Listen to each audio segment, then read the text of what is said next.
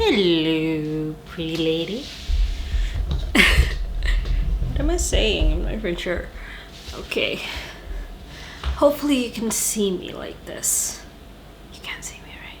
You can't see me, right? Why didn't you just stop moving? Hi!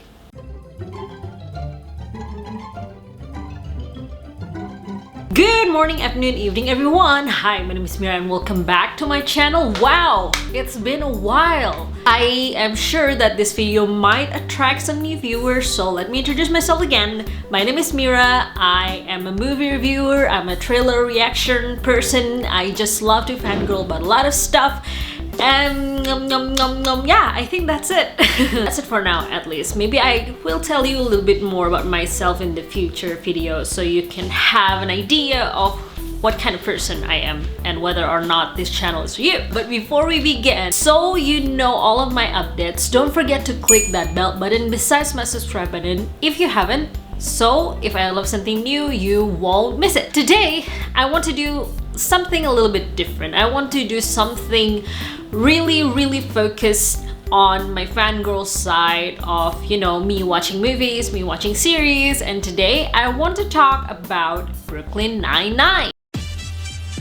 If you guys don't know what BrooklynNine is, it's a series, it's a comedy series. It's about a bunch of cops that was stationed in the 99th precinct in Brooklyn, New York. It was crazy, it was silly, it was funny, it was everything that I could hope for in a comedy series and more. And why do I decide to make a video about it now? Why do I decide to have a single video about this?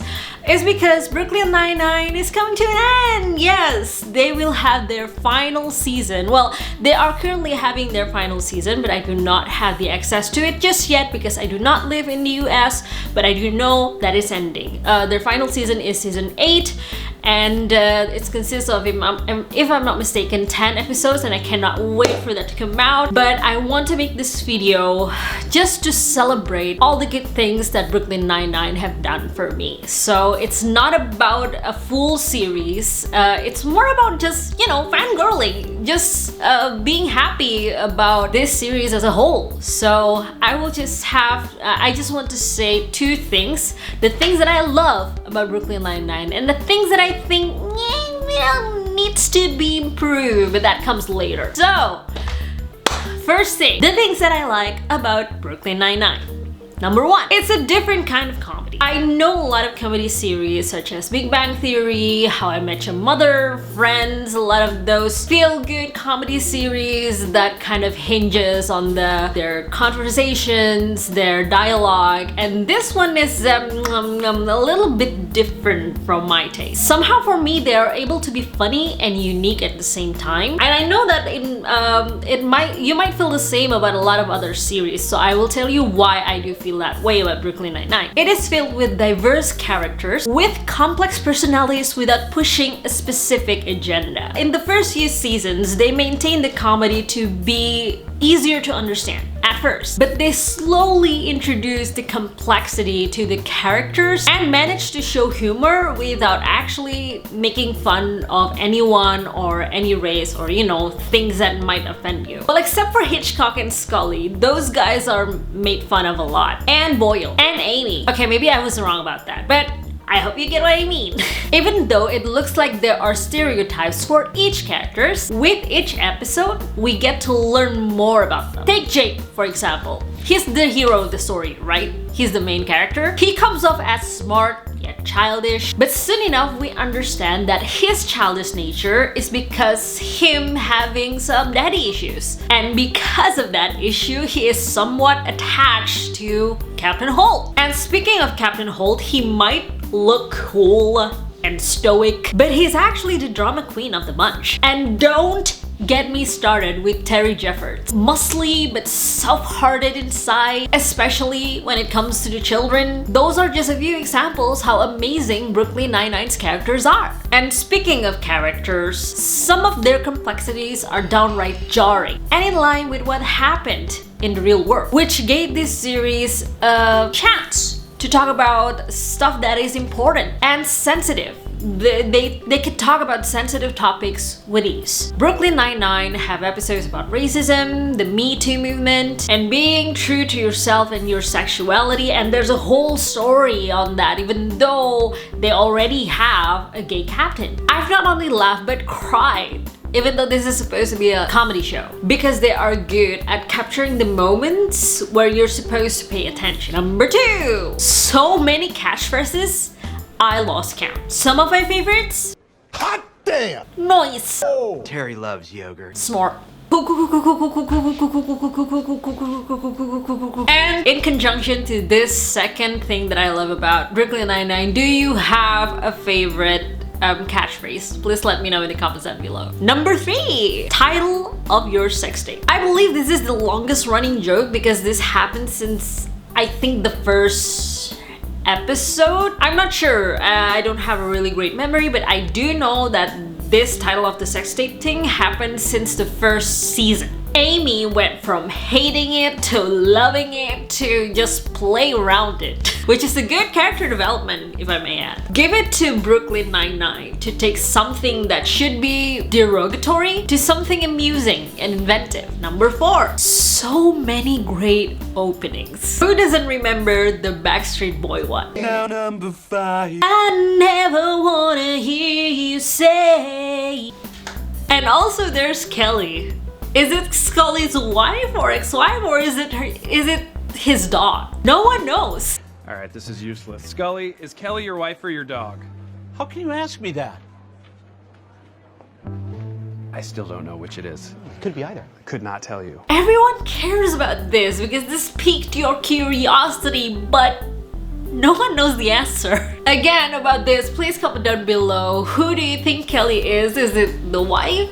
Is it the dog? Is it something else entirely? Please let me know. Number 5, healthy main character relationship. Jake and Amy is your normal healthy couple with their own ups and downs, but never broke up over something that is most definitely stupid in the real world.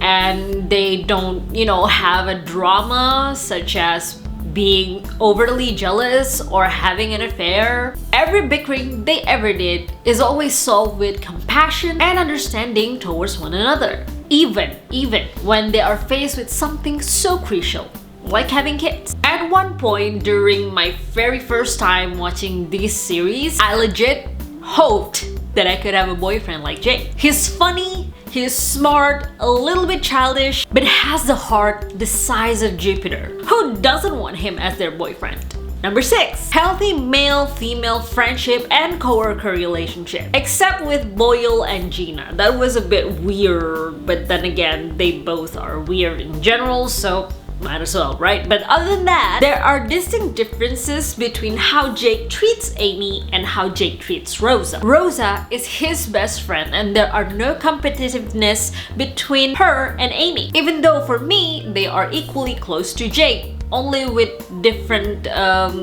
different path, you know? In some other rom-com, the male best friend could be just like a lover in a blink of an eye, like what happened with Kim's Convenience. One of the reasons why I haven't watched it again. But that's not what happened here. And speaking of Rosa, I am glad that her relationship with Boyle has improved from creepy stalker to actual, genuine good friends. For Rosa as a person, I imagine that it is hard for her to get genuine relationships and good friends, good loyal friends, because she's so different from others. But I'm glad that she found plenty in her place of work. Number 7. Hitchcock and Scully might look like your typical side character, but they are so much more. Boy, where did I start with this one? Every time the scene gets too serious or, you know, too something, these guys appears to either ruin the moment or pick up the pieces and continue the joke. And don't get me started when there's a whole episode talking about their younger, hotter selves. To think all of that smart and gorgeousness gone to waste just because of chicken wings. Like, okay. Number 8, great exit for a lovable character. Let's get in the same page. Gina Linetti is a gift to mankind. She's so powerful and exuberant, she could light up the entire Las Vegas. If she wants to, with just her wit and pizzazz. She's the only civilian character in the bunch, and she was able to put herself in the same level with the rest, even above some such as Boyle and Hitchcock and Scully, the designated punching bag of the show.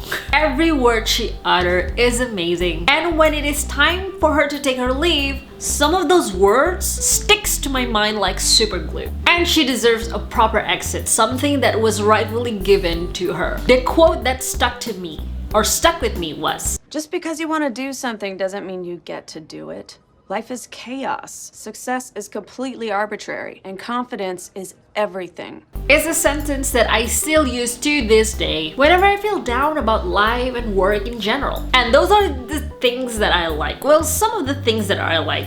Let's face it, there's a lot of things that we could talk about BrooklynNine, and this video goes on for an hour. But saying all of that, saying what I want to say about what I like on BrooklynNine, let's say about some of the things, let's talk about some of the things that I don't really like. Because when there's yin, there's yang. When there's good, there's also bad. Otherwise, we won't be living like we are right now.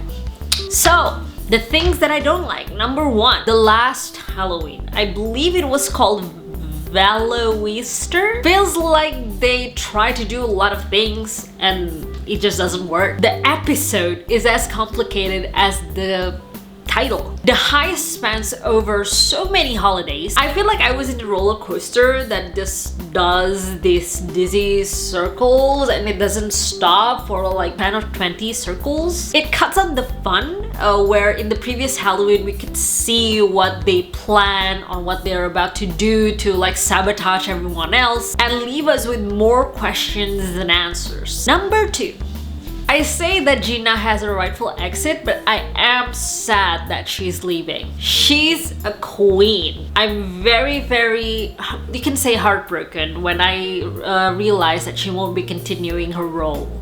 When Chelsea Peretti won't be continuing her role as Gina Linetti. She gives the series bright colors unlike anyone else. There's no exact reason as to why she left, or at least that's what I read. If you know more, please comment down below, but from what I read, it could be because of budget cuts, could be because she is tied with other things, with other projects. That's why she just takes her leave right now. But she does have a great relationship with the showrunner and has a great closure and exit for everyone to enjoy. Number three, which is I believe the last one. The girl in the last season, Debbie Fogel, her name, I believe. Yeah, Debbie Fogel. Her existence in the series just irks me. She went from an unknown to a villain in a blink of an eye. The entrance of this character looks like the writer just run out of ideas, don't know what else to do. I don't find her funny or entertaining at all. It's edging to cringy. But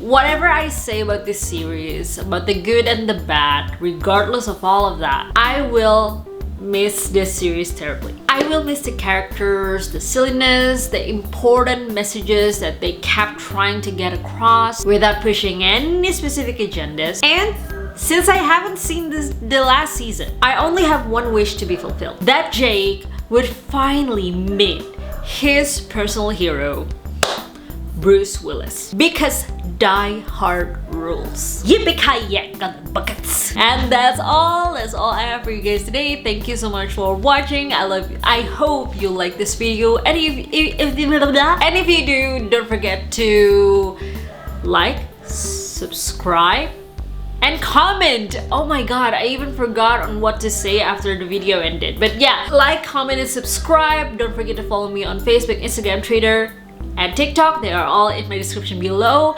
And what can I say? I'm just happy that you guys are still here. Thank you so much for watching, and I will see you next time. Bye!